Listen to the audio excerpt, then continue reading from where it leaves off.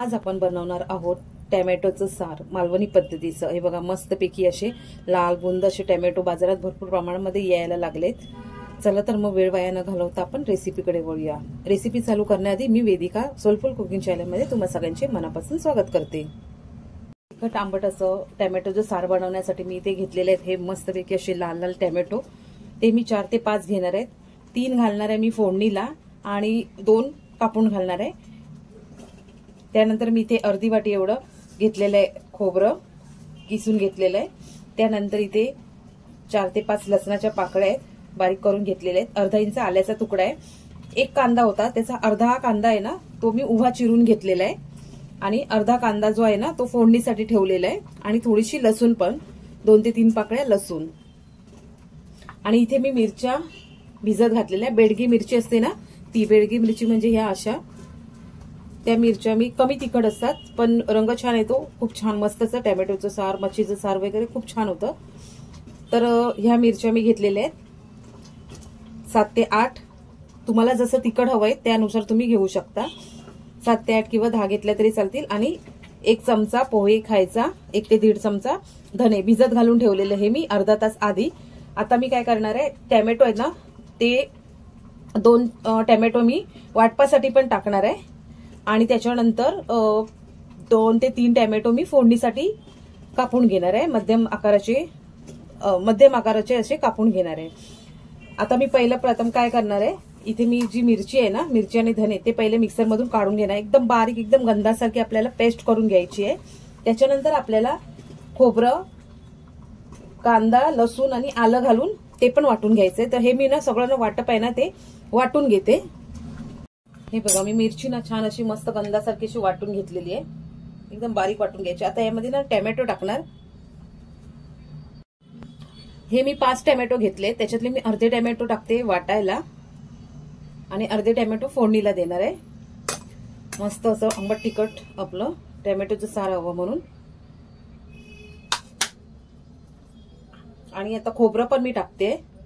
मिक्सरचं भांड तसं छोटं आहे थोडं थोडं करून आता हे सगळं ना वाटून घेणार आहे। खोबरं लसूण आणि हे आलं कांदा आणि थोडंसं पाणी घातलेलं मी मिरची वाटताना थोडंसं पाणी घालायचंय आणि वाटून घ्यायचंय। वाटप हे मी करून घेतलेलं आहे। हे खोबऱ्याचं आहे खोबरा कांद्याचं आणि हे मिरची आणि टोमॅटोचं आहे। आता फोडणीला देऊया आपण। ते भांड गरम करून घेतलंय 2 ते 3 चमचे एवढं तेल घालायचंय। तेल गरम झालं की त्यामध्ये टाकणार आहे मी अर्धा चमचा एवढी राई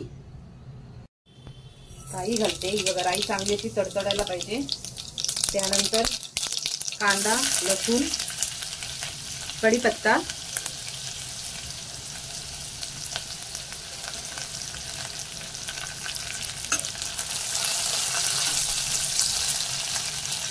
फोडणी बघा चांगली अशी लाल व्हायला पाहिजे। फोडणी लाल झाली की त्यामध्ये टाकायचे टोमॅटो आणि मी थोडीशी आता हळद पण टाकते। टोमॅटो चांगल्याने परतून घ्यायचे। थोडंसं मीठ टाकणार आहे मी। हळद मी टाकायला विसरलेली मगाशी आता हळद फोडणीलाच टाकली।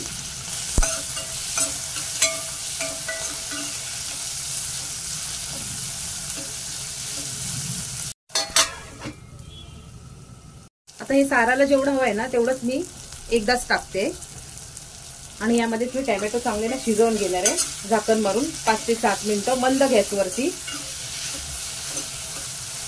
आणि त्यानंतर आपल्याला टाकायचे त्यामध्ये वाटप जे आपण वाटप केलेले ना ते।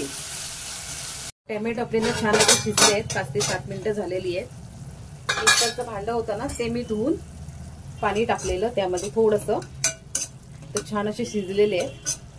टोमॅटो शिजायला काही जास्त असा टाइम लागत नाही। आता यामध्ये आपल्याला टाकायचं हे वाटप।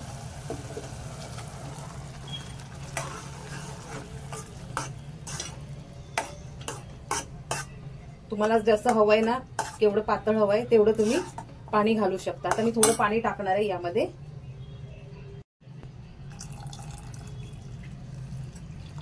हे 4 ते 5 जणांसाठी हे सार होतं। खूप चविष्ट लागतं एकदम। 2 घास जास्तच जातील भाताबरोबर खाल्लं जातं। जास्त करून आम्ही मालवणी लोकांना भाताबरोबरच खातो हे टोमॅटोचं सार आणि त्याच्याबरोबर सुका बांगडा जर असेल तर खूपच छान, एकदम मस्त. कधी जर समजा वाराला मच्छी नसेल कधी, तर आम्ही हे असं ना टॅमॅटोचं सारच करतो आणि खातो. एकदम छान भारी लागतं. तर ह्याला आता ना उकळी यायला द्यायची आहे 5 ते 7 मिनिटं जवळजवळ. फास्ट फ्लेम केलेली आहे मी. छान असं शिजायला देणार आहे आणि आपलं टॅमॅटोचं सार तयार आहे.